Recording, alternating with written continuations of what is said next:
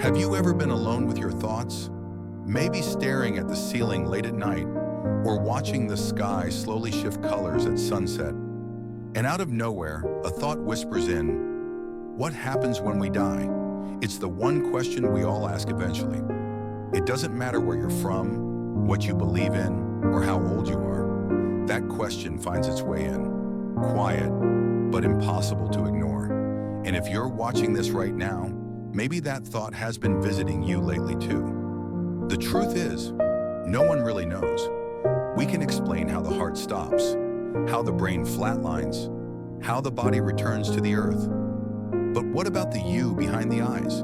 The you that dreams, remembers, feels? Where does that go? Science can measure the body. Religion offers beliefs. But between the facts and the faith, there's a space, a quiet space filled with possibilities. Let's explore that space together. Some researchers, like quantum physicists and neuroscientists, have asked a bold question. What if consciousness doesn't end when the brain dies? Some believe the brain is like a receiver, like a radio. It doesn't create your thoughts, it tunes into them. So when the body dies, maybe the signal doesn't stop. Maybe it just moves on to a different frequency. People who've had near-death experiences often describe the same things. A sense of peace, floating above their body, seeing loved ones, even entering a light. They come back changed, not afraid, more awake. Are they hallucinations? Maybe. But what if they're glimpses? Then there's a more modern theory, one that sounds like science fiction, but is taken seriously by some top minds in tech and physics. The simulation theory. What if this life, this world, is part of a massive, intricate simulation? And when we die, it's like waking up from a dream, like closing one level of reality and returning to something more real, more expansive. Think about it. Have you ever had a dream so vivid you didn't even question it while you were inside it? What if this life is like that? A layer of something deeper, more permanent. Maybe in death, we remember who we truly are, where we came from, and why we came here in the first place. Here's something science does agree on. Energy never dies. It only changes form. So what about us? The energy behind the eyes, the one watching this video right now. Could it be that we simply shift? Many ancient cultures believed in rebirth, not just reincarnation in a spiritual sense, but the idea that our consciousness, our essence, returns.